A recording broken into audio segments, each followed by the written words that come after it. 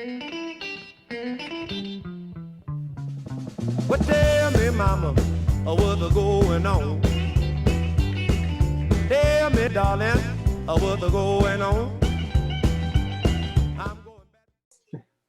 Welcome back, everybody. The Bacon and Egg Show, episode 34, December 19th, 2020. Happy holidays, guys. What's going on? What's up, man? Hey, I just wanted to let you know that yesterday could have been an important day for exposure for this show. I got an invitation to be in the Thunderdome on SmackDown with WWE, and I logged in and everything at the right time, but they were already full. I could have got us on the television, man, and got us some exposure, but it didn't happen. Next time, and of course I was recording it on the DVR anyway, but next time, hopefully we can get some Thunderdome exposure, man. Mike, what's happening? What's up? Just living my best life. There we go. Waiting for the college basketball slate. So, I love that Mike is texting us about Iowa State basketball games on a Friday night in December.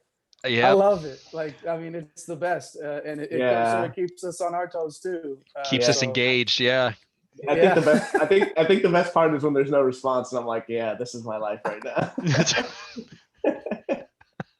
Well, I tell you what, it still gets me looking. Okay, I'm gonna Google this now and see what's going on.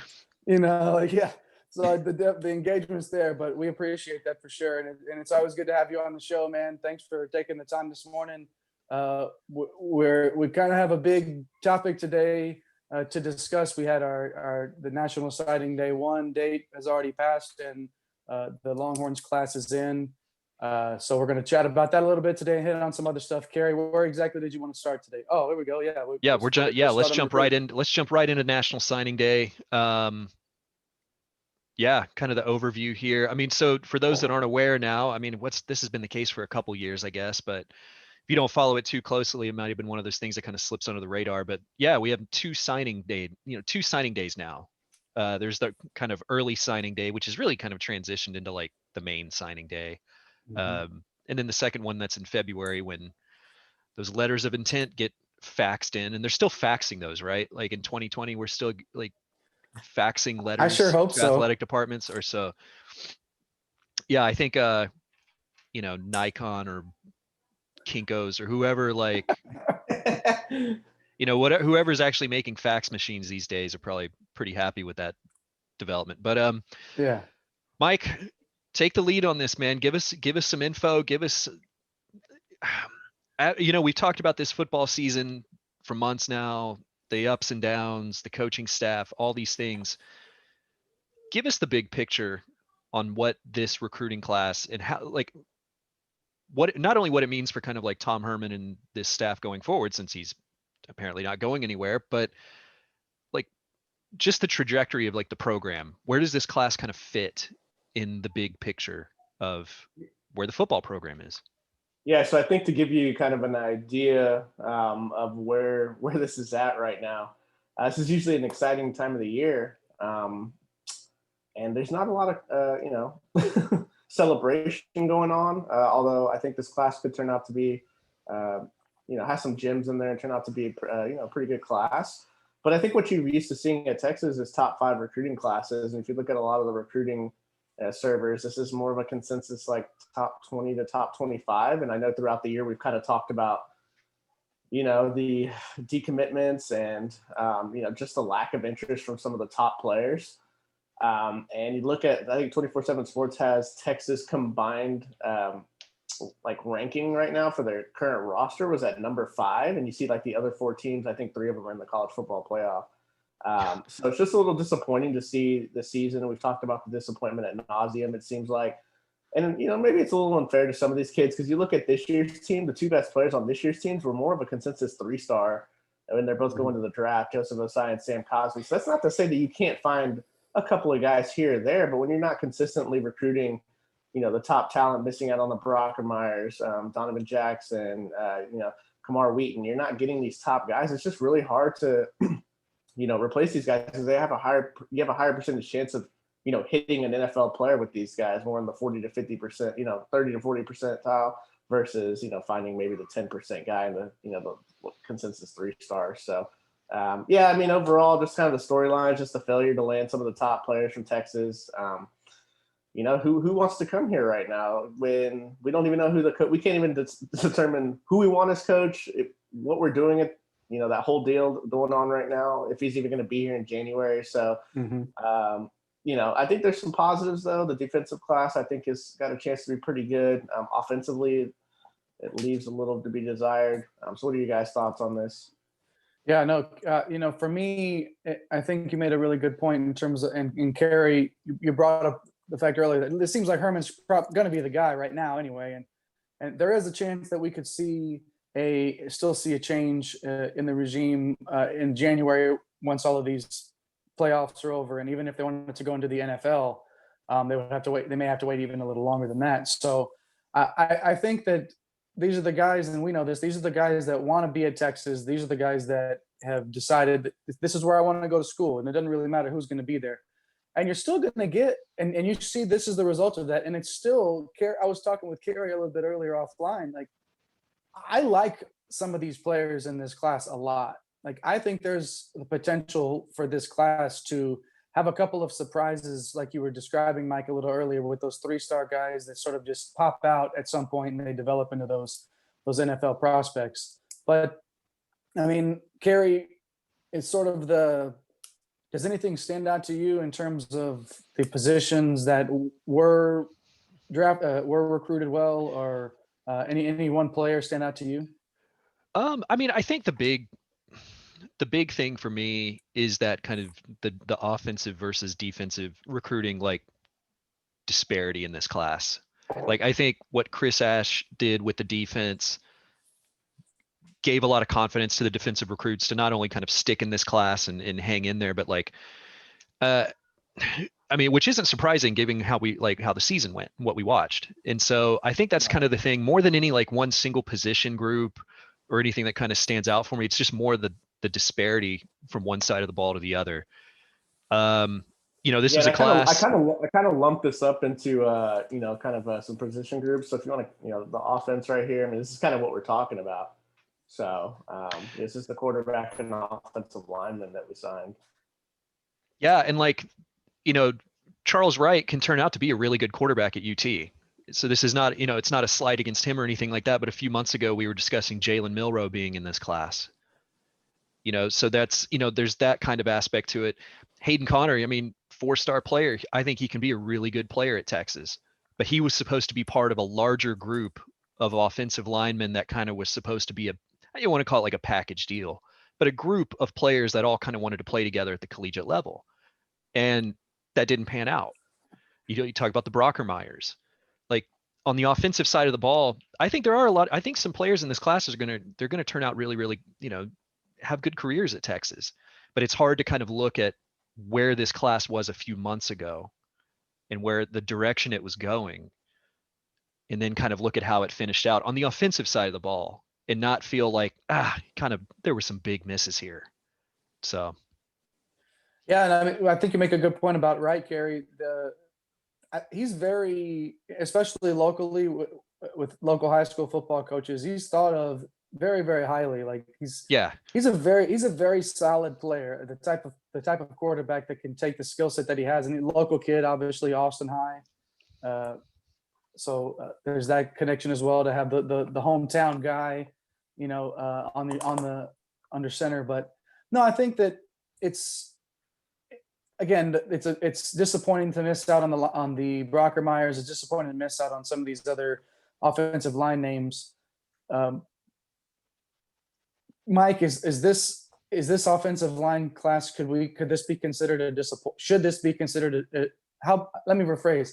How big of a disappointment should we consider this offensive line class? Yeah, I think it's a massive failure this year, all the way around. I'm not going to sugarcoat this thing. We talked about it all year. Like, this is probably one of the deepest offensive line classes that you've had in quite some time. And we didn't land any of the, head of the class. Like, they went to Alabama, they went to Ohio State.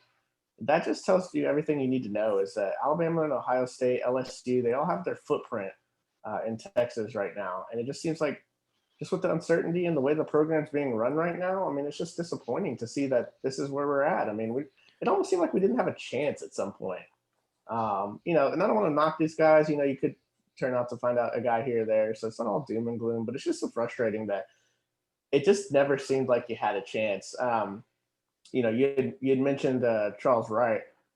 You know, someone that you know came on after the Jalen Milroe decommitment. Put on a little bit of film of him right here. You know, so local kid. I went to his high school, so a little proud of that. So that's pretty awesome. He's got great accuracy. So, you know, I think that he's got a chance. It's more of a 2 to 3 year developmental guy. He's got a little bit of speed on him. But you're comparing him to someone that you lost to Alabama and Jalen Milroe, who was thought to be maybe the best quarterback in the state.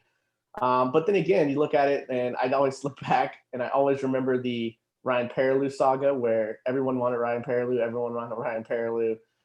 Some kid from Jim Ned shows up and ends up being one of the top 3 quarterbacks in, you know, the history of the school. So, I mean, you know, it's just kind of one of those things where you don't really know. It's a little easier to project quarterbacks than it is offensive line. So maybe you can find a Sam Cosmi in this thing, you know, somebody that can just break out. Maybe a Max Merrill is that guy. But just overall, it's hard to feel, you know, great about not landing, you know, the top guys. There was a big thought that maybe Savion Byrd could come and Bryce Foster, and just none of these guys happened. So it was a little disappointing. Yeah, I think the disappointment for me lies with like not necessarily like the individual players that are in the class. I think it's if this was a coaching staff that was known for being lights out talent developers, you could have a class that finishes in like the 2025 range and go, yeah, that's fine, because we know that these guys are going to get developed when they get on campus, and they're going to exceed the expectations when they show up. When was that last the case at Texas? And that's what gives me kind of like, you know, if you get a bunch of 5 stars on campus, the odds are they're going to pan out because they're already that talented. They're already on their way, those kinds of things. You don't have to be so concerned about the talent development when it's already there, where this coaching staff just kind of seems to like we haven't seen these players really develop over the 4 years with Tom Herman. So yeah, but isn't it weird that it seems like the higher tier guys that we've gotten the last 2-3 years have regressed, and the guys that it should be like, you know, the higher tier guys are progressing into NFL players, and your lower, you know, so-called rated players are the ones that, you know, you maybe find a flash in the pan. But it turns out that if you look at it like Chris Brown and Sam Cosmi, Joseph Osai, like all these guys were not the head of the class, and they turned out to be well developed. And that's something the staff should have focused on. Like, hey, like, look what I can do. But when they look at it to top players, it's like, well, look at the guys that you look at the Caden Stearns, look at the you know, guys like Anthony Cook. It's like, you know, what happened to these guys? And you don't really have a story to tell. You only have a story to tell of the guy that you found that's a, you know, a kind of a gem, a hidden gem. Yeah, that's what's concerning to me, is that it's, you know, the numbers say that you get enough 5 stars on campus, enough of them are going to turn out, they're going to go to the NFL, like just based off of the figures alone, where, yeah, it's just, I don't trust this coaching staff to develop anybody. It seems like the players are having to do this all on their own, or at least get to the NFL, where then they get developed into players that are playing like day in and day out. And so, yeah, when the 4 and 5 star guys come in, and when the 4 or 5 star guys look at the current 4 and 5 star guys on the roster and say, man, what have they done? They're not, those aren't the same guys that are getting drafted right now, Mike, like you were saying. So there's what's keeping them, or what's enticing them to come here when they know that if they come in as a rated player, they're probably still playing at a similar level that they did in high school, and they weren't actually developed. They're still a good football player, but they haven't evolved their game at the college level. And when we talk about evolving a little bit, let's evolve here. Let's change over to the rest of these skill positions, and let's talk about Jonathan Brooks, the running back from Hallettsville.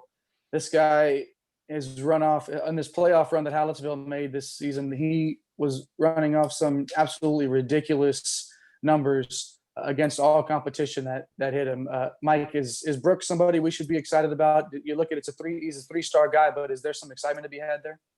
Yeah, I think there's got to be a lot of excitement if you just watch what he did. I know it's against 3A competition, but 3A competition in Texas isn't anything to sleep on. So I think that you might have found that not I would say diamond in the rough, but when he was committed, it wasn't like a lot of like camaraderie about, hey, we got Jonathan Brooks, and now towards the end of the year, because he showed what he did this year, uh, people are like, oh man, maybe he's the best back in the class. So that to me is a little interesting. With the other skill players, they've got specific skill sets. Like Jaden Alexis is a speedster receiver out of Florida. He just brings a lot of that, that team speed environment that is kind of lacking right now. Like you looked at the receiver class and it's like, who's really a burner that's out there? And you don't really have any of those guys. So I think he could be a good fit there. Casey Kane was a little bit of a head scratcher for some people during the recruiting process. Kind of a lower 3-star kid, 6'2", 6'3", is really that red zone target. It's going to play that X receiver position. So, you got a little bit of upside there. And then you have the 2 tight ends that committed, which I'm kind of excited about both of these guys because they're a little different. Like Gunnar Helm's more of like, he can put his hand in the ground, more of that traditional tight end role, but he can't catch the ball. Had a pretty good season this year. And then Juan Davis, I think, is kind of a wild card where he just looks like a freak physically. So, I think he could bring some, special things if we choose to, split out the tight end. And you saw how important the tight end is. And, I don't know if Tom Herman's going to be here, but how important it is. And if you look at successes in the past, like at Texas, like we've been really good. We've had really good tight ends. So, you're hoping that one of these 2 guys you can catch, flash in the pan and see if you can obviously develop one of these guys into, maybe a second, third round talent, and maybe get lucky and have a first round guy there. But, the odds of that happening are just so much smaller when, you have this type of pedigree coming in. And you never know, though. One might surprise, but I think definitely the headliner of the offensive class is definitely going to be Jonathan Brooks. I don't know if you guys watched the state title game, but that was pretty impressive. Yeah, he's definitely making it. Sorry, Jay, go ahead. No, go ahead, man. I was just going to say you've been hearing his name a lot during this playoff run. And I will say, like, you mentioned like there wasn't this kind of fanfare whenever he committed and everybody talking about him. I do think if I'm going to like to give this coaching staff some credit in the recruiting game here, I think they actually have done a pretty good job of like evaluating talent early on. I think they have done a good job of kind of picking up on some of these players that maybe aren't getting all the headlines, that by the time that National Signing Day comes around, people go, wow, this guy's like, they did a really good job finding this guy earlier than other schools and kind of getting out in front of that rush, if you will. So I do have to give Tom Herman and the coaching staff credit for that. And I do think Jonathan Brooks is going to be, I think he's the real deal. And we're seeing some film of him now, just basically run away from people and make plays there too. I mean, it seems like a pretty good all-around football player, and those are the kind of guys that you want. Do you have anybody, like, I think, Mike, when we talked about Gunnar Helm originally, when the interest started to show there, that was a tight end that was recruited. That he was on Iowa's radar, isn't that right? Yeah, he's on a lot of Big Ten radars, and Big Ten's been, specifically Iowa, wanted this kid really bad, and Texas went out and got him. I think Tom Herman is really good at finding these 3 lower 4-star guys and surprising with these guys. It's just he hasn't done anything with some of the top talent, and I'm 6'4", 6'5". I think he is a really nice developmental piece. And you see, hey, if I was going to recruit you, right. I think they got like 3 or 4 guys starting in the NFL right now. So if they're identifying you, that's what's kind of funny. And I'm like, recruiting should just be easy. Hey, whoever Wisconsin's recruiting at offensive line, I don't care what their star ranking is. Why don't you just go out and get them? Exactly. I don't care if they're a walk-on. Like, it seems like whoever these guys, and that just speaks to their coaching at that particular position. So, when we jump over to the defensive side of the class, I think you're going to see a lot more excitement. And that's not to say that some of these guys can't do some great things, because Herman has shown the ability to find these guys, whether he's here or not. I think, there could be some some special surprises out of this group, which is going to be needed because you're trying to bridge the gap right now.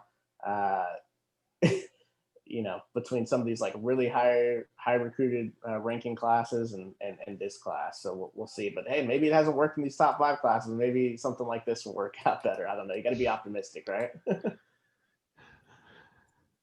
Yeah, definitely got to look at this and just sort of, we're finding a way to, because there are good players in this class. There's no doubt that there are some solid players in this signing class. It's just lacking, especially on the, and we'll talk about the defense here in a second. On the offensive side, it's just it leaves me wanting more. And I think that there will be, I think Brooks is going to be a guy that he may not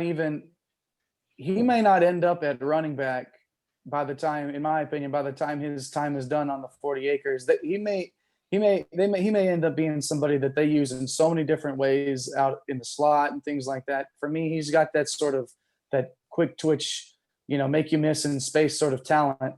Yeah, it's like a Deuce Vaughn, like somebody that Kansas State recruits that just like kills you. You know what I mean? Like he seems like that type of player. Yeah, exactly. And where you just a football player. It doesn't necessarily have to have a label, have a position, you just know that wherever he is and you put him on the field, you're going to benefit from it. He's going to make your football team better. So that's probably between Brooks and Helm. That's where I have my most excitement. Now, when we talk about the defensive side of the ball here, this is where we have a little bit more, I guess, a little bit more excitement, a little bit more buzz, if you will, and it really starts right there at the top of this slide with Ja'Tavion Sanders. Yeah, it really does. I mean, what a freak of an athlete, man. The kid was all over Twitter and YouTube this year, just making crazy plays. ESPN's got him as a 5-star. It's just a consensus, one of the top athletes in the, in the entire country. 6'4", 220, played receiver, defensive end for his high school. And I think he's really what's going to hopefully be the heir apparent to Joseph Osai at that jack position. He just put his hand in the ground and just let him make plays. Like, I'm actually excited about the defensive side of the ball here. Got a couple of defensive linemen here, Byron Murphy, Baron Sorrell, that are probably going to be your inside guys. And Texas has found a lot of talent at defensive tackle in the last few years. I think that's going to be a huge strength of theirs. So I don't necessarily think these guys are going to make an immediate impact like a Ja'Tavion Sanders this year. But I think now you have a chance to develop them slowly, get them ready here in a couple of years and see what they can do. And then you have Jordan Thomas on the other side. And I think, honestly, this pairing, this duo on the defensive inside is going to be hopefully something that brings something to Texas that Texas hasn't really had. You haven't really had 2 guys where that's what you need. Like you look at the 05 title game, it was Brian Robinson on one side and Tim Crowder on the other side. So, I think was it 09, you had Sergio Kendall kind of playing that jack position on one side. Lamar Houston had his hand on the ground. This is what you need. You need these higher ranking players in order to put yourself in a position to win, and then hopefully develop somebody like a Byron Murphy or Baron Sorrell to become a really quality football player. So, what are you guys' thoughts on the defensive line here? Well, you're going to have a hard time convincing me that Jordan Thomas isn't like 32 years old. Like you're trying to tell me that dude is 17, 18. Come on. Like he looks like a grown ass man. Like, yeah. And he's from PAT, he's might have seen some stuff down there in Port Arthur. Yeah. But I mean, like you got to think that Sanders is one of those guys that's going to come on and immediately make everybody around him better, Kerry. I would think. Yeah, for sure. And I think when you kind of think about these last 2 classes, so you put Sanders with guys like Alfred Collins, you start thinking about if Broughton comes around, he was a highly touted guy and he starts producing, like you're starting to see some talent in consecutive classes start to build there. And we talk about depth, we talk about rotation, we talk about these being able to fight off an injury in that situation. Like that's encouraging. And there's starting to be some real talent building up there. And that's credit to Oscar Giles and this defensive recruiting staff to really start turning the tide there, because there for a while it was pretty bleak on that defensive line. How underrated has Oscar Giles been? Yeah, extremely. Yeah. It's a great point, guys. To bring up Giles. People wanted him out of here too, like not too long ago, and all he's done is produce at his under 2 different head coaches. Yeah. He's done it with 2 different head coaches at Texas. All he's done is recruit pretty high-end top talent for the defensive line. And some of the guys that are in the NFL, the results are there for that. And maybe they're not as dominant as maybe we would prefer and all those kinds of things, but Charles Minihew's looking pretty good in the league after a little bit of time with Giles on campus. We keep talking about some of these names that maybe didn't flash as much as we would have liked in Austin, but they're playing every Sunday. And that's credit to Oscar Giles for getting them on campus. And I think we're going to see that continue with this group. I think it just shows to you too, how underutilized some of these guys recently have been. I mean, yeah, it's it's the most frustrating thing. I'm like, you couldn't figure out how to maximize this guy's potential. Like an NFL coach had to do that for you. And that's just the difference between winning, being a 700, 800 winning coach and, getting up there in the 90s, like a Mac Brown is. Yep. Mac, you got these massive recruiting classes, and as soon as he got over the hump on some of those, he really put it together, and it's just something that you want to see. And man, it's just just thinking of all the misses in this class. Not to take away from, because I'm really excited about this defensive class. I'll be really honest with you. This is one of my favorite defensive classes as a whole in a really, really long time. Not trying to be biased here, but if you look at the linebacker crew here, this might be the best linebacker crew that I've seen in quite a while. You've got linebackers that fit the Big 12 finally. I was so tired for years and years and years of, and these guys could have probably been great in the SEC, like a Jeffrey McCullough. If he went to an SEC school, he was more of an SEC type linebacker. Steve Edmonds, the middle linebacker that was here not too long ago, more of an SEC type linebacker. Like if those kids go to Ole Miss or places like that, maybe Tennessee, Tennessee, yes, exactly. You need guys that can play in space at linebacker, and this is what you got. You got Terrence Cooks here, who there's talk about he might be the future of the spur position, which is kind of crazy because that's more about a defensive back linebacker, a hybrid, a defensive back, like a safety corner hybrid, almost that nickel. Kind of like Overshone, right? Kind of that role that Overshone was playing, that hybrid tweener between linebacker and defensive back. And you see how he turned out this year. He kept getting better and better and better. Maurice Brackwell is probably my favorite, most underrated recruit in this class. And then Derek Harris, he had an injury this year, but he's a middle linebacker that's not 6'3", 240. He's 6'3", 210 with he can build that up. So I'm really excited about the linebacker class. What are you guys' thoughts on it? They're all ESPN 300, all consensus 4-star guys across the board. So what are your thoughts on this class that we're bringing in on this side of the ball? You talked to me about this class, and whenever these guys started popping up on the radar, your immediate thought was exactly what you just told me was, man, these guys will fit the conference. These guys will be the type of players in space that this program will need. I remember you said that way before signing day. You've been talking about that for a while now, and it just, when I'm watching these guys on tape, it's it just makes sense now. With some of these guys right here. Some of these guys that have come into the program highly rated, on signing day, we're like, man, this guy can come in and really wreak havoc in the middle of the field or whatever. And then you realize he can't cover anybody. He's downhill, but can't get into space. And, it's just man, this is – so getting these types of athletes. And again, you're recruiting guys that play football really well. And then you put them into the positions with their skill sets to get the most out of them. And that's these are the type of football players that don't have to be stationary. They can move around and do multiple things, Kerry. And that's what, to Mike's point, excites me the most about this class, just being able to come on and make an impact in this conference.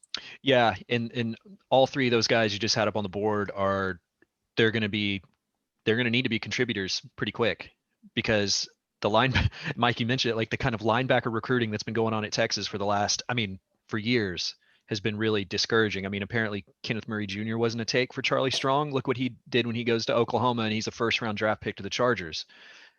You know, and how many transfer linebackers have they been trying to hit on for the past few years? I mean, we've all kind of shown our frustrations with Juwan Mitchell, but like, how much blame can you actually put on him when it's like, that's just, he's put in that position.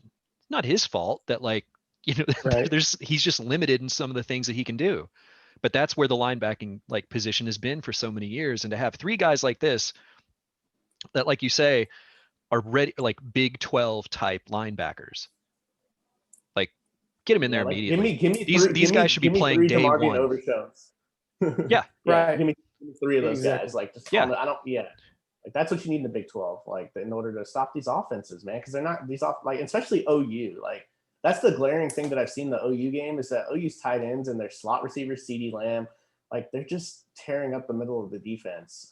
And so Andrews, all these guys that like just have put up Just right up the 200 gut. plus yard games against Texas Yeah. over the last, Just right up the gut, in between the hashes. Yep. Just right up the gut. Yeah, absolutely. exactly. Yeah. So, and then finishing it off here, the defensive back class. So you got JD Coffey, who is one of my favorite recruits in this class, safety out of Kennedale, and you have Jameer Johnson, who is a kind of a surprise commitment during the year. We talked about him, both the ESPN 300 guys. Jameer's more of a cornerback here with some length. And then you had the incident with Ishmael Ibrahim, who I think it was not armed robbery, but I think carjacking was involved in that, allegedly. Yeah, and allegedly, and Allegedly. yeah. So there's been some stories coming out saying that that's not quite the case of what happened. So I think he's going to join this class, and he's another one that's a consensus top 300 recruit. So I think this could be another strength too. I think they're obviously holding off to see what's going to happen with his situation before they sign him. But the defensive backs look pretty good to me. And then you got Isaac Pearson here, a kicker out of Australia. Seems like that's where we're just going to go from now on. Forever. Forever. Yeah. So what are your guys' thoughts on, these couple of defensive backs here? It's just these are the highly ranked guys that you need to get onto campus and just hopefully get them developed. I would have liked to see maybe another guy in this DB class, a 3-star guy, even just a developmental. I would have liked to have more volume with the defensive backs in this class. But those are two guys to that you can hang your hat on, and then hopefully Isaac Pearson is like Michael Dixon's like third cousin or something, and he can get some of those genes. But yeah, who are we watching here, Mike? This is JD Coffey right here. And I think he has a chance to play early. I really do. Like, you watch him, his ball hawking skills. He's just got a good knack for the safety position, man. Like, he's one of my most exciting players. I think him and Jatavion Sanders will crack the 2 deep as we go into next year, because they're at positions of need. You lose, you lose Chris Brown. You had Caden Stearns leaving early for the draft, and so you're going to need someone that comes in here. Jaren Thompson looked okay for his first start. But missed a lot of tackles. We'll see what happens with BJ Foster. But yeah, this is somebody that's a ball hawk and that you could see, coming in and making a difference, hopefully. So. Yeah, I think this is a pretty good class here for the defensive backs. And I think you're right. They're going to contribute early. I think there'd be some more buzz about JD Coffey and and Jameer coming in if it wasn't for like the Billy Bowman thing. I think a lot of people got amped up about like Billy Bowman being part of this class and being part of this. I know he was like an athlete, but I think he was projected to be, a guy that could step into the secondary immediately, and then losing him, I think kind of put a damper on it. But these are two really, really good players that are coming in. And I think they're going to contribute early, just like with this linebacking group. And I think they're going to be on the field early, and I think they're going to look, and there's going to be bumps along the road, but like, I think we got a couple good ones here. Yeah, you talked about the just the kind of the whole Billy Bowman, the Jalen Milroe, like. Yeah. So I think when the train started kind of crashing down here for Herman, I think, and he realized that maybe he's going to get another year potentially. I think he kind of left it open for a lot of these grad transfers and the one-time transfer rule. And I think he's going to just go all in. And so he left a lot of spaces open for him to go out and get, we're getting the defensive back out of, McNeese State. So I think he's really serious about. He's got until the first loss of the season next year before this thing like literally goes crazy. Can't wait. Offensive lineman, a couple of defensive backs, maybe even a quarterback, because you just don't know if someone becomes available out there. You know, he's going to go out, and I think he left some of this recruiting to the Wake side because he knows he doesn't have time to develop these guys. He's got to get guys in. Yeah, I would be surprised if there wasn't another quarterback brought in. I would be or at least there wasn't a heavy push. I think we'll be hearing about that real soon.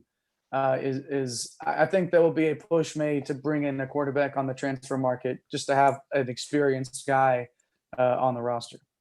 I wouldn't be surprised if we see another one leave campus. I think, I think with Jaquindon Jackson going to the portal, and I really truly believe that Hudson Card's going to be the starting quarterback next season. And I think Herman knows. I gotta get my arm ready, man. I gotta get my arm ready. There you go. Warm it up, man.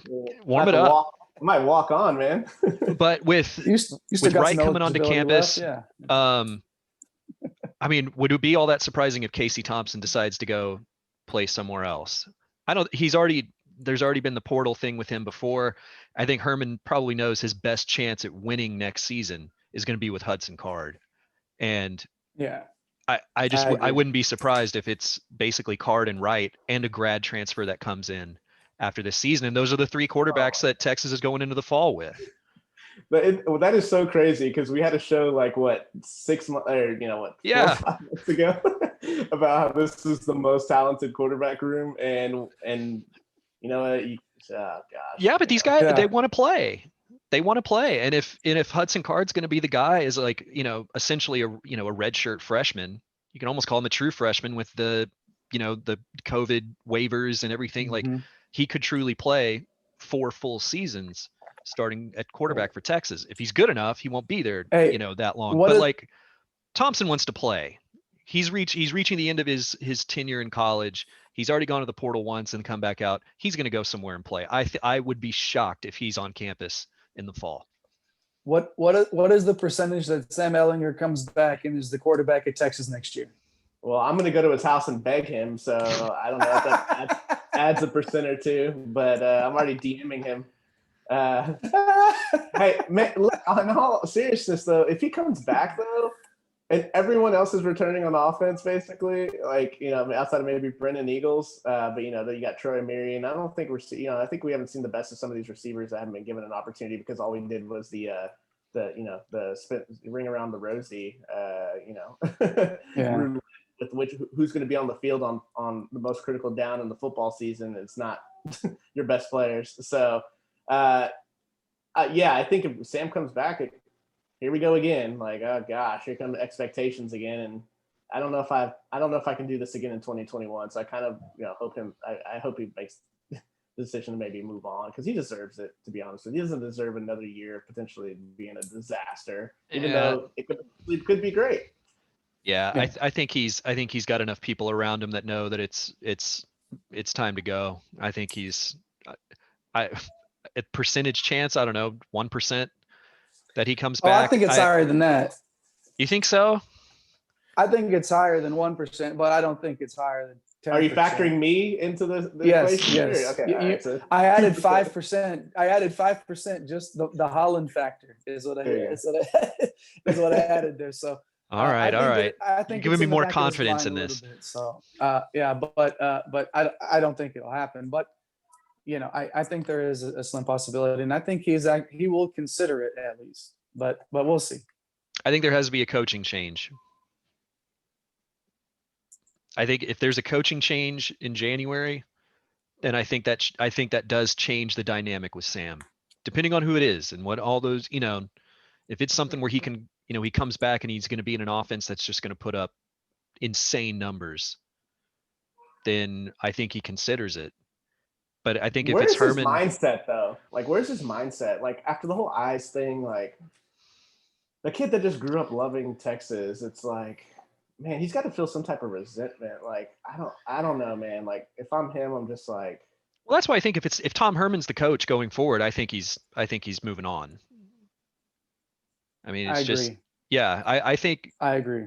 I think if there's a coaching change and a fresh start, I think like to your point with the talent that's already on campus, I think that does potentially make him kind of go, well, why not go back for another season? Put something on tape. Because I think that's going to be the first thing that Sam's going to hear when they start talking with NFL scouts is like, yeah, your first couple years were better than your last couple years.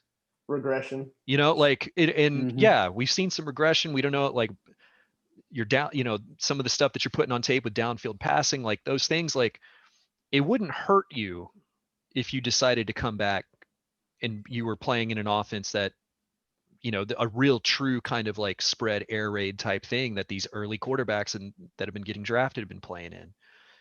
So I think that could maybe change the dynamic, but I just think if Tom Herman's there, I think it's done. I think he's moving on. You know what's crazy about Tom Herman though is that if somehow he has a successful season next year, which I don't think it's out of the realm of possibility. I think people already just are so pissed off that you don't want to have, nobody wants him to have a successful season. It's going to be because of the 2020 class.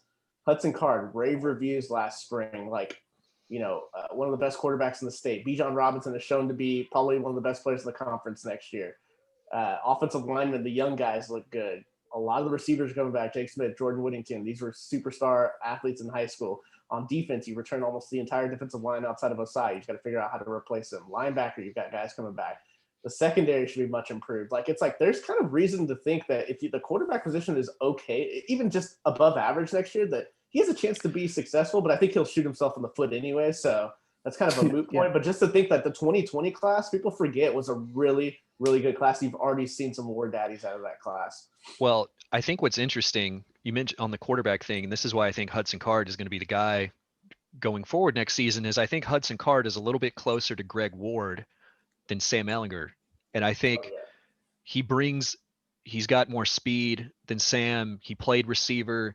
I think with his feet, he's a more dynamic player. He's obviously not like a power runner, but I think if you have him and Bijan Robinson in that backfield, I think a return to like a zone read type, spread offense like he was running at U of H, I think they're with the weapons there. I think Card, and I mean, it sounds crazy to say, like with, a guy that's been so successful like Sam, almost fits this offense and what Tom Herman needs it to be next season better than Sam Ehlinger does.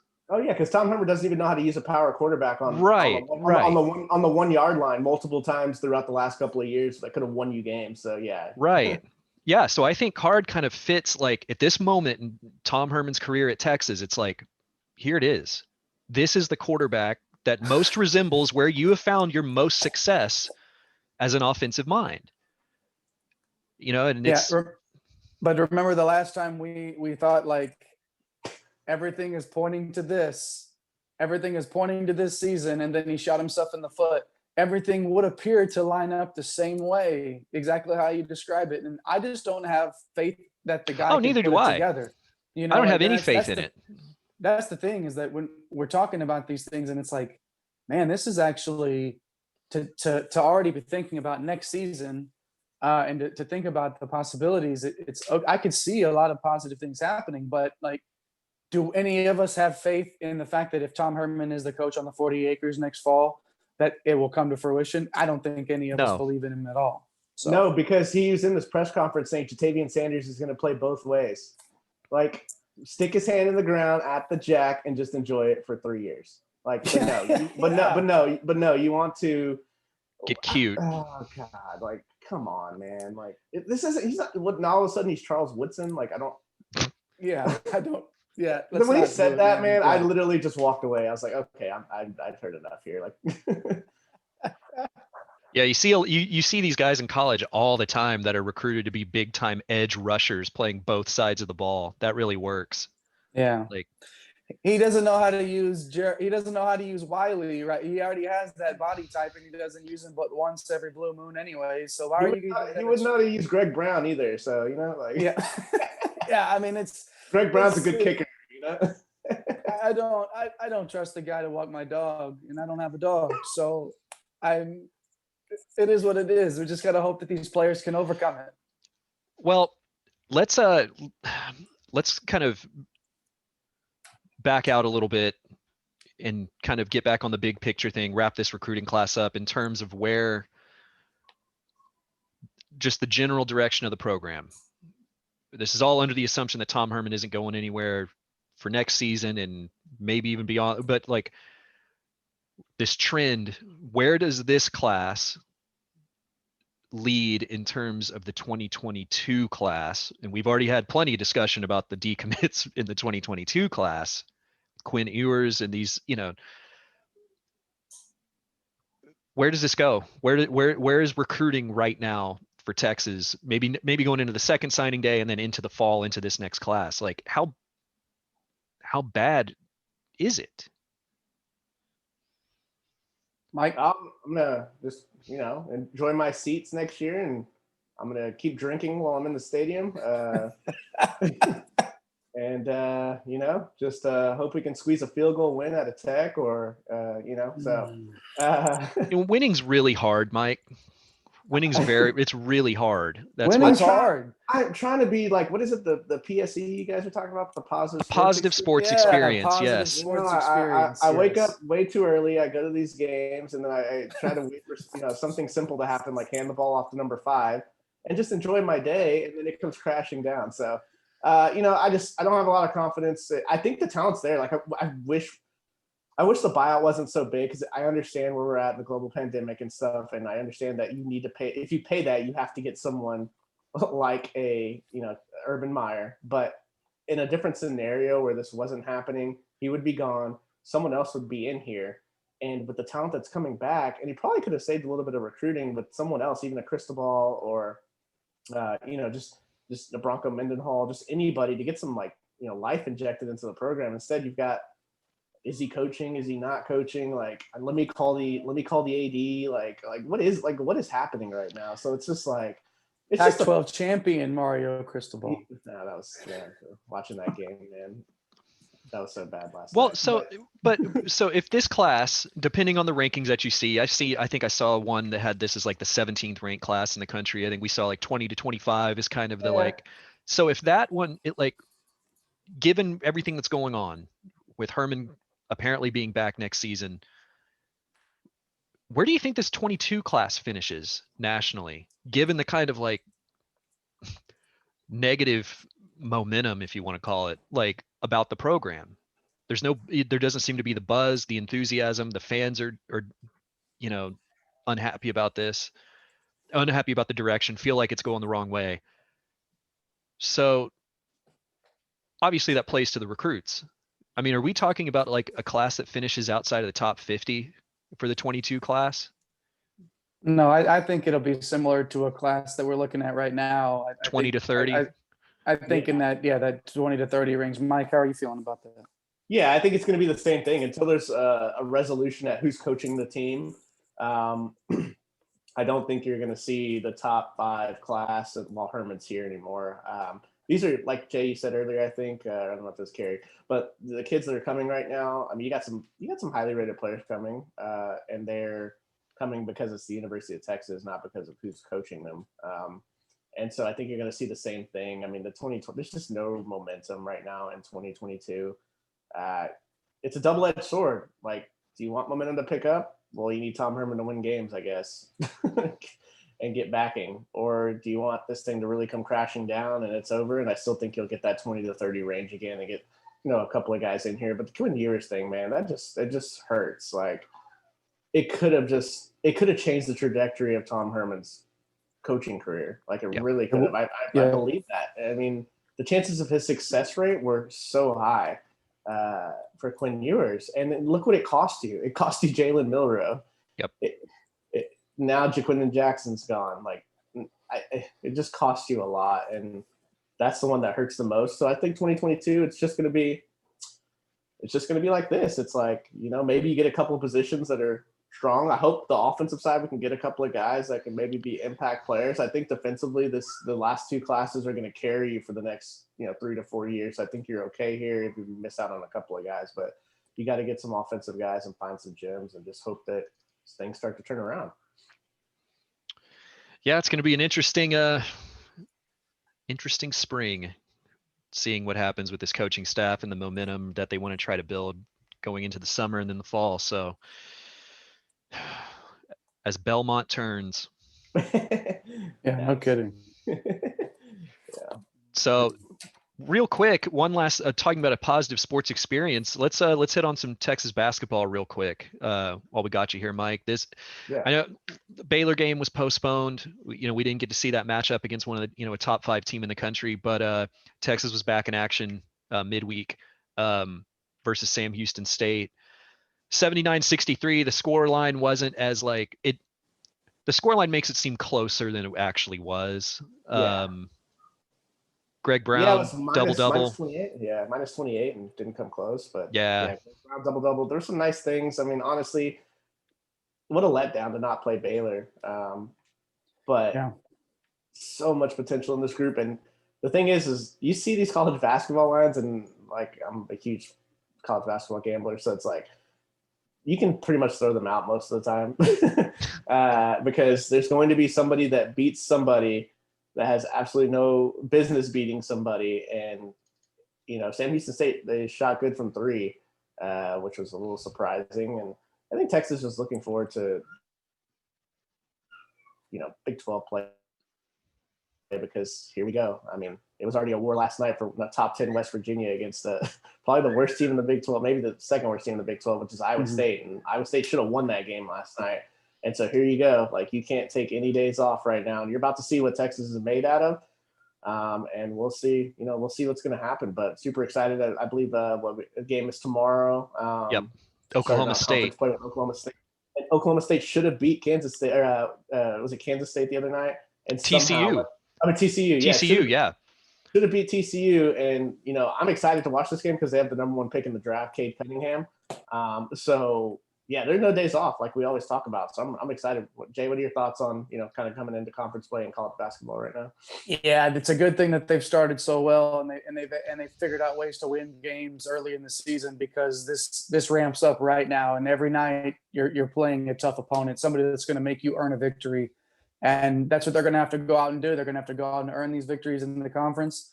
It's going to be hard fought. The depth that they have on this team right now lends me to believe that they'll be able to withstand taking a pounding and rotate guys in and out and fight through it. I think they'll, even if you finish around 500 in the conference this year, I think that obviously gets you into the tournament. But I think that they'll be better than that, Kerry. Yeah, they're sitting at 6-1 right now. Oklahoma State, interesting. Like, they're 6-1. Their only loss was that game against TCU. That's going to be a great test. You mentioned like no days off. I was looking at the schedule over the next couple weeks. It's Texas A&M Corpus Christi is coming to Austin on the 29th. They are 1-6. Their only win this season was versus Texas A&M International. So Okay, I think so they one might day off. They might have one day off, because then it's then they travel to Lawrence to face Kansas on January 2nd. So it's all right. This Oklahoma State team's curious. I mean, they seem to be playing really well, and this is going to be a really good test for Texas. And Jay, to your point, finishing 500 in this conference probably means you're a top 15 team in the country. Yeah. And Wow. Texas, they've done what we've wanted to see from them. They're sitting at 6-1, and the only loss versus a really, really good Villanova team. Villanova's running over people right now. And they're not even good teams.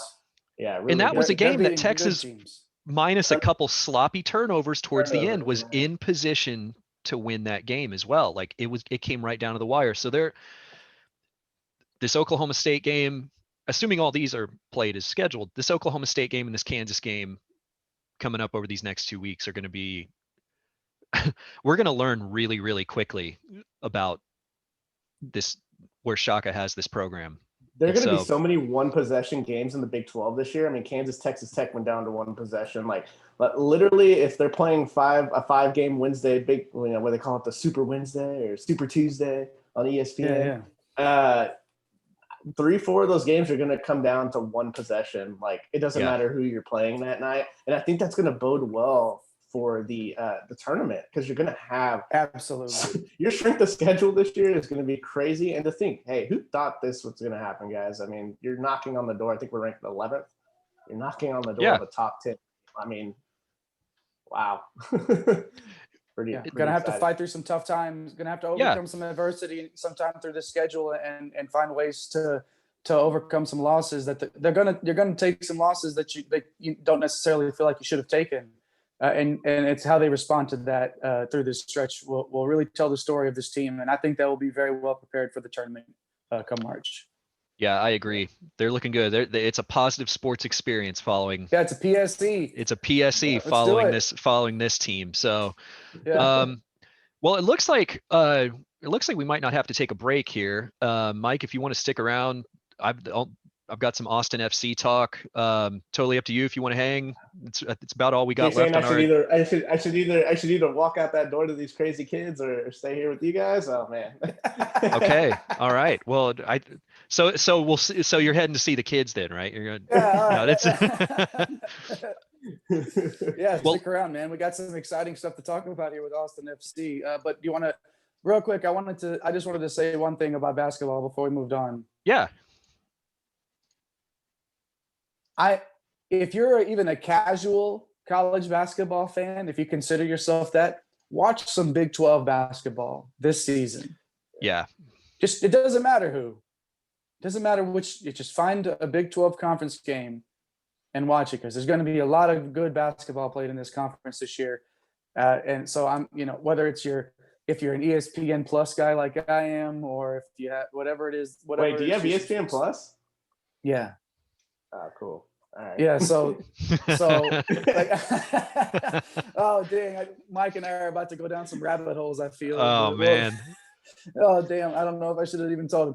But no, that's the thing is, like, there'll be good basketball up and down the conference slate on a night and night out basis. So so even if you're a casual basketball fan, watch some good Big 12 play this year. Yeah, absolutely agree. It's fun. It's a fun season in the Big 12. So it's going to be a PSE. Yeah. If you're looking for positive sports experiences like we are, watch some Big 12 basketball. And the women's team. Yeah. Vic Schaefer is the dude, man. Like, that guy is that dude. And we need him to take over offensive coordinator for the football team. I think he'd still do it. He'd find a way, and he would definitely get the top recruits in, because that's what he seems to be doing as well. So. But yeah, the women, and we'll talk a little bit about the women as the season goes on. Collier is projected right now to be the #1 pick in the WNBA draft. Dude, I mean, she's playing. It's impressive to watch her put up the stats that she puts up, and just exert her dominance in any game that she's in. She's exciting to watch. So, but yeah, we'll be hitting on some women's basketball as well as the season goes on. But Kerry, man, let's talk a little Austin FC. We had some stuff come down this week, and it's a really big week in terms of building the foundation of this club. Yeah, it was a huge week for the club. It was the MLS season came to an end, and making officially Austin FC is now in the league. And it's so beyond that, it was also, when roster building starts. And basically, let me see. I'm going to share the screen here. I got some images. Oh, hold on. Let's see. But basically, so a little bit of background. So Austin FC going into this past week already had 2 players on the roster. One of them was one of the designated players. Here we go. If you guys can see that, okay? Yeah. Yeah, Cecilio Dominguez is one of the designated player signs. MLS is funny in how it works, and like you get these designated player spots to basically sign like big names that kind of go outside of your salary cap kind of thing. And it's how teams have been able to, get some of the big famous players signed, like Beckham and stuff like that, to the LA Galaxy and those kinds of things. So these are the 2 players going into this week that were on the Austin FC books. Dominguez, experienced guy, played with Club America. He's played at the international level, exciting player. This was, in a good age too, to get this guy in. He's going to be, going to put on a show for this club. Rodney Redes was a guy he's only 20 years old, but this is one of those kinds of signings that Austin FC was wanting to make to kind of like develop a talent and sell for a big price here in the next few years. But they've been playing together in Paraguay this since they were signed, and they got sent back on loan. So they've been playing together, building that chemistry, and kind of building that foundation. Going into this week, MLS opened up the trade window.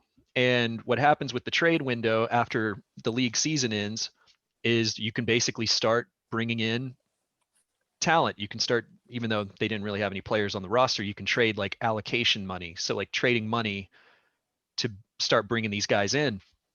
We'll kind of start here, like with the defense. They brought in Ben Sweat. This is a guy that's played for the United States national team. Versatile defender, can play anywhere on the back line. Experienced player. So a good solid signing there. He's probably projected to be a starter, at least as of this point. Nick Lima, this is a guy that San Jose fans were really upset about losing in this trade window, which is always a good sign when teams are upset about losing a player. But this is a guy that's, he's made 9 appearances for the U.S. national team. He's one of those kinds of, he has a few goals and assists as a defender. He's a guy that likes to get involved offensively. And on social media, he's been super excited about coming to Austin. He's already like engaging with the supporters groups and all that kind of stuff. And then there's Julio Cascante, who's a Costa Rican national team member. He's going to be kind of a depth guy. We'll see if he ends up on the final roster, if he might be involved in a deal somewhere else further down the road. Mm-hmm. The midfield, Ulysses Segura. This is another guy DC fans were not happy about losing. He's kind of one of those. He's another Costa Rican, but a flexible midfielder and one of those like high motor guys that fans just love. He always running around, always trying to get involved, and so it's good bringing him in. And then lastly, John Gallagher. This is a guy that's played. He's Irish. I don't think he's played on the Irish national team, but he was with Atlanta United. He was loaned out to Aberdeen in Scotland. He actually started all of their Europa League matches, so he has kind of pretty big time European experience, and he can play wing, striker, offensive minded kind of guy. So that was a big day for the trade window. And then the following day, and MLS just does these things day after day, was the expansion draft, and Austin being the only expansion team. Actually, I'll back up a little bit here. Jay, any thoughts on kind of what they were going for here in this trade window with the direction it seems that they're heading with these signings so far? Yeah, well, it just seems to me they have a very clear vision for what they want this club to be. They're going to be good up the middle, and I think Gallagher is a guy to me of all of these that I'm the most excited about with his skill set translating to the MLS type of play. And when you have a guy that has that European experience and has played on the big stage and understands sort of, from the top of your formation there, to be able to bring that to the table immediately, I think he's gonna really play a big role for this club. You mentioned Cascante being somebody that they might look to move later, and the expansion draft, it was cool to watch that the other day on their Twitter handle. I think whatever was it, on their Twitter or Periscope or whichever one of those platforms that they did it on. But either way, it was cool to watch. And with the expansion draft, they actually they traded somebody immediately that they drafted in the expansion draft and picked up another actual first year play. What's it called, Kerry? The first year player draft. What does the MLS call it? I guess they call it like the super draft, but it's like their entry super draft. So like their entry draft. Yeah. So basically they picked up another. So it seems to me, Kerry, that they're going to be very active in getting the players and assets that they want. They're accumulating assets at this point, and to me, there will be some players that they've acquired already that are going to play significant roles. But at this point, I think some of these guys are merely assets to either move later or to use as depth. Yeah, for sure. And the expansion draft was interesting because you can kind of see that continuing building out of like the philosophy that they want and the kind of players that they want in. With the first pick, they went in and got Danny Hoesen from San Jose. And this is a fascinating one because he actually came out of the Ajax, kind of youth system, and actually made 5 Champions League appearances with Ajax during his time there. And for those not familiar, like Ajax is one of the, like, out of Amsterdam, one of the biggest clubs in the world, and they're most known for being such a great developer of Dutch talent. So that's nothing to, you know, his experience is there. He had a down season with San Jose, and he was coming up as a free agent. So to get this guy after having basically like one down season, I think was a real kind of value pick in the expansion draft. And I think the club is really hoping that a fresh start gets him firing again. But good signing there. They went and got Jared Stroud, who's young guy, came out of the New York Red Bulls developmental system. He put up a 2020 season with the New York Red Bull 2 team there. Well, 20 goals, 20 assists, creative midfielder.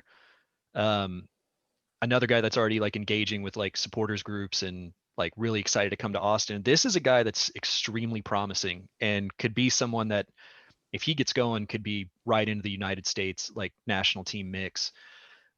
Brady Scott, 21-year-old, U.S. national team U20 goalie. He actually spent 3 seasons with Cologne in Germany, so he has some European experience already at 21, and won the CONCACAF championship with the U.S. under 21 team or under 20 squad. So another promising pick. He's probably not going to be the starting goalie to go into the season, with this club, but another guy that can like be developed, and you hope you can get something, big out of him in the future. And then not the last pick in the draft, because Jay, you mentioned their last pick, they actually ended up trading for like some draft allocation stuff. But Joe Corona, this is a guy that's spent time with LA Galaxy, Club America in Mexico, Club Tijuana in Mexico. He's made 23 appearances for the U.S. national team. This is a guy that people are already saying is like going to be a fan favorite. He's a leader.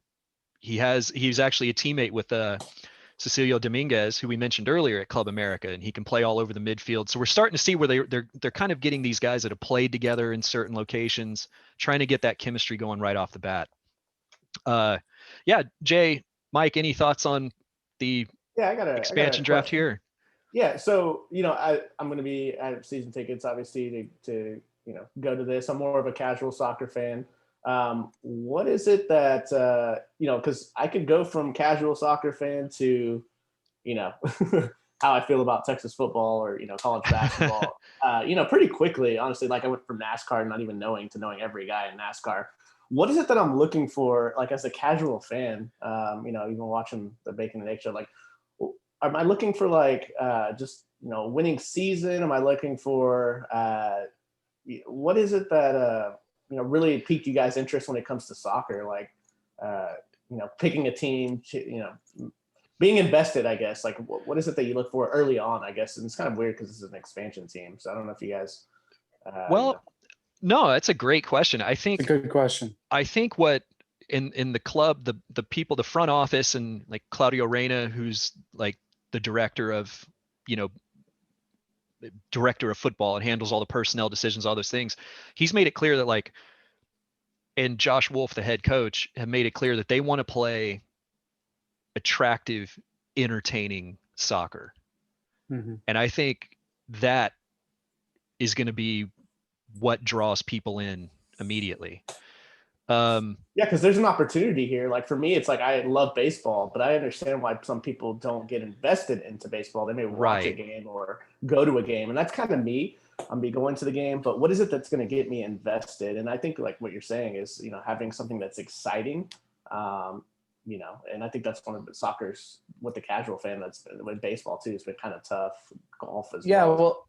And to Kerry's point about getting some of these guys that have the chemistry already to play together, you're going to be able to see that they're going to be able to link up in ways that guys that are just getting used to playing with each other may not have that, okay, I know where that move that guy's going to make without, even looking. So I know I could put the ball there for him. That chemistry will be there with some of these players. And with the development that Reyna and the rest of this organization is going to bring to this club, I think we're going to see some of these younger players contribute immediately. But also just the fact that they're bringing in some of these guys like a Gallagher that Gallagher in my mind will have some exciting finishes for this club. You're going to see this guy quite a bit. I think you're going to see his name quite a bit. Corona is a guy also to me that I was happy to see come across the screen on the expansion draft as somebody that has, like Kerry was mentioning, his League MX, Liga MX, the Mexican League, his experience in the Mexican League, as well as coming over and playing in MLS. He's a guy that I think will be somebody to keep an eye on in terms of that jitterbug sort of. You're going to see the high energy guy, and fans will appreciate him as well. So, but no, to your point, Kerry, about Mike, about what are you looking for? It's those being able to link up and know where everybody is on the pitch and know where that chemistry is. The whole formation moving as one up and down the pitch, working in unison. And I think we're going to see that really quickly out of this Austin FC club, to the point where, I mean, I feel like this could be, you know, the style of football they're going to play, the type of coaching that they're going to have, because Wolf's done it before. I think this could be a playoff team from year one. And I don't think that that's too far-fetched to say. We've seen expansion teams come out and have success immediately in the MLS. And I think the way that this club is being constructed right now, we're going to not only see some entertaining football, but we're going to see some winning football as well. Yeah, and that gets me to the last transaction of this week, which came completely out of nowhere. So after the expansion draft, there was, free agency opened up. Austin didn't really make any moves there. I think they're kind of biding their time to see how these things play out, which is smart. They didn't just throw big money at some players that they shouldn't have. But this is something that was just came completely out of left field with the deal to get Alex Ring. This is a guy that was the captain of New York City FC. He for a couple seasons, and he was an MLS All-Star in 2018. He is, I mean, when this transaction went down, New York City FC released like a 5-minute long like farewell video on their Twitter. Their supporters are infuriated that like the guy that like kind of represented what they wanted out of that club was dealt. I mean, it kind of sent shockwaves throughout the like MLS writers and like stuff like that. Was like, this was a statement of intent from Austin FC. This was we're going to go out and get, one of the best, kind of holding midfielders in the league. Like they want to compete immediately for a championship. And so, yeah, I mean, a huge trade to go and get this guy. The head coach, Josh Wolf, said if he hasn't been the best center mid in MLS in the last 3 to 5 years in terms of consistency, health, and performance, he's amongst the best ones. Some of Alex Ring's quotes to the media, like, are just fantastic. Like he's a guy that like, he speaks, there's no filter. This guy, I think, is going to be the captain for Austin FC to start off the season. I think it was a huge get, really huge get. Another guy that spent time in Germany playing in the league there and played internationally for Finland. But to answer your question, like, or to kind of touch on what you mentioned, Jay, like, yeah, they're going for it right out of the gate. This is not going to be a, kind of like, well, we're an expansion team, so let's, just kind of see what happens. If we're not that good, we're just going to continue to build. Like, no, they're trying to go after it immediately in year one.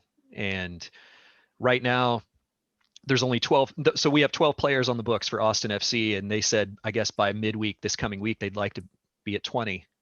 Mm-hmm. And so there's going to be ton more moves coming. And that's before we even get to the international transfer window, which is where I think we're going to see that last designated player spot get filled with hopefully a pretty big name. And that's where, the excitement starts to build. They're definitely building something there. I think the players that they're bringing in, it is going to be entertaining and fun to watch football. Mike, Mike, I think your season ticket investment is going to be something that you guys and your family are very happy with immediately. It's going to be one of those clubs to follow where it's immediate. The excitement will be palpable from the moment this club kicks off. The expectation is to win, like not in 5 years, but to win now. And I don't think there's a league in professional sports that is set up better for an expansion team to win immediately outside of MLS. I think MLS is in terms of expansion teams coming in and being able to make an impact immediately. This is the league to do it in. And I think Austin FC is going to have that sort of an experience this year. So we'll see. But the foundation of this club is extremely solid. Yeah, and it will continue to grow as the week. Pardon me. As the week continues, and by the time we film again, we'll have even more to talk about. Yeah, and I think just a extra bit on that, I think everything that this club has done, we talk about positive sports experiences here, but I think everything that this club has done from the start has been first rate. Yep. I think the culture that they're trying to build, the way that they've connected with the community, the way, just everything that they've done. And even so far, the players that they brought in are guys that are, they not just fit kind of the club like philosophy that they're wanting to build, but also people that are going to connect with the community as well. Like these are going to be guys that are like, that want to be in Austin, that, and it's, the fans are going to connect with them. There's going to be that relationship between the supporters and the players that I think is going to be great. And it's, it's exciting. It's exciting. And then one thing we'll see with the draft, that entry draft coming up, is that there's a player that people are kind of waiting to see if he declares for the draft. And if he does, I think 19, 20-year-old that plays for Stanford. He's a kid from Burkina Faso, just an incredible talent out of Africa. And if he declares for the draft, Austin has the #1 pick, and we might have one of the most kind of exciting players in a long time, like playing in North America, making his MLS and like professional debut here in Austin. And we'll get to enjoy him for 2 or 3 years before he heads over to Europe and plays for one of the biggest clubs in Europe. And we can say, hey, we saw this guy come through the Austin. Yeah, we're in on the ground floor. Yeah, so like, ground floor. Seems like MLS has a huge opportunity here because, like I said, there'll be a lot of casual fans, people that follow sports. But here in Austin, it's been all about Texas football and basketball. That is the professional sport here, and so it's exciting to have something that is something that we can grab onto that is ours instead of having to follow the San Antonio Spurs. Yeah. So I think there's a huge opportunity. I'm excited. You guys did a great job right now hyping me up, so I appreciate that. But I think, there's just a big market here that I think soccer could take a huge step forward by, having a competitive team here. This was the right market, Kerry, to continue to expand that league. And it just hadn't been in the cards to happen until now. But this league is going to benefit greatly from having Austin as a market. Yeah, absolutely. And I think it's another thing that they've done so well is already building out the youth academy system. And I think with the youth sports scene in Austin, it's huge here. I think to be able to, and not only that, they're already branching out to the Rio Grande Valley to like already recruit, kids to be part of the Austin FC like academy system. And I think as these years go by, instead of seeing these kind of players come from the outside in and playing for Austin, I think we're going to start seeing a lot of these kids that started playing soccer here in Austin coming through the system and actually playing for Austin FC and, onto the U.S. national team or whatever one day. And I think that's where it's, it's kind of like with college football, and you mentioned earlier, like Charles Wright going to your high school, Mike, it's that kind of like, hey, that's he went to the school I went to. I'm going to have this connection with that player that, so I think, I think they've tapped into it because I think, youth soccer in America is huge. Oh yeah. It's massive. Huge. It's the first sport you start playing when you're a kid, right? I mean, it's the first thing. Especially now. Yeah, it's huge. And so, we haven't quite seen that return at the U.S. national team level in terms of like competing at the World Cup and stuff like that. But like, it's fascinating to watch it grow. And I think Austin's a great market for it. And I think this city's going to back the club. It's going to be fun. It's going to be a good season. It's going to be fun to watch. It's going to be, we're already, obviously the 2020 season has just come to a stop now. And so we have this whole waiting period now until MLS starts up again, but it's going to be a fun time. This club is going to continue to build social media. I would suggest to all of you following them on social media because it'll really get you sort of, they do a good job of basically illustrating every single step of the way, and they do a good job with it. It's good content. It's really, really good stuff. And you'll learn a lot about this team as it's starting to build. and we'll have a lot to talk about. We'll definitely be an Austin FC show as this progresses. And Mike may end up being our in-person on the ground Austin FC guy anyway. Just don't disappoint me like Texas football. At Yeti Field, what is it up Makala Place at Yeti Field? The stadium haven't announced the naming rights to the stadium yet, but if it's maybe they could be the Bacon and Eggs Show Field. They very well could be. They very well could be. I mean, HEB is only sponsoring like the plaza outside of the stadium I saw. So like, you know. Come on, let's be real. It's gonna be Joe Jamel Field. Let's stop.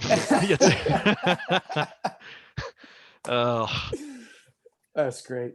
All I can hear is the Taco Bell gong from the bong at the football game. It's like, oh, as long as they don't bring in what's his name? I mean, no, he's not a bad dude, but Scott Fisher. As long as he's not saying and let's go Austin FC or whatever kind of thing. You see Kerry's face right now. He's very disappointed that I even insinuated it might happen. So. There's nothing like a weatherman telling you the weather when you're at an outdoor stadium, right? When you're in it. In August. No shit, Scott. Thanks, Scott. It's sunny and 100 degrees out here. Thanks. Yeah, man, for sure. Oh, man. Sure. All right, we'll leave it on that note before we start talking about Jetpack Guy and all the other gimmicky like stadium things. All right, we're done. Oh, man. Let's get out of here. All right, guys. Well, this has been a blast. Lot of player development talk here, talking about recruiting, not just for Austin FC, but for Texas, all those things. So it's been good. Don't forget NBA coming up. Yeah. Oh yeah. NBA starting up here real quick. We didn't even the turnaround on that's been so quick. We haven't even thought about an NBA show, but we'll do that here soon. We'll as we sort of get into this, and we'll have Mike back on to talk NBA and to really sort of. It's such a quick turnaround, like I said, to really sort of try to get a grasp on what this season will be for the NBA as well. But it'll be good. It's going to be an interesting. It's just such an unprecedented sports time right now to be able to experience this stuff. So we'll talk about it all, guys. Mike, thanks for spending some time with us today. We always appreciate your insight, what you bring to the table, and appreciate you guys. Yeah, we appreciate you coming on. Yeah, and we'll see what the schedule looks like with the holidays and everything coming up. So we'll see how it all shakes down. But yeah, thanks everybody for tuning in, and we enjoy doing it, and glad y'all watch it. So we will. And then next time we talk, we'll make sure we'll spend a nice half-hour segment discussing James Harden. So that'll. Oh God, no, let's not. Please say we did. The body shaming episode. Oh yeah. Oh well, we'll leave that for the next episode. So yeah, we'll leave that for the next. Google it. Yeah. Yeah. Well, thanks everybody. Thanks for watching. We'll see y'all soon. All right, peace. Yeah. See ya. ATX representing Fatal, baby. All in 06 on a Saturday. Can the drippin' swing down?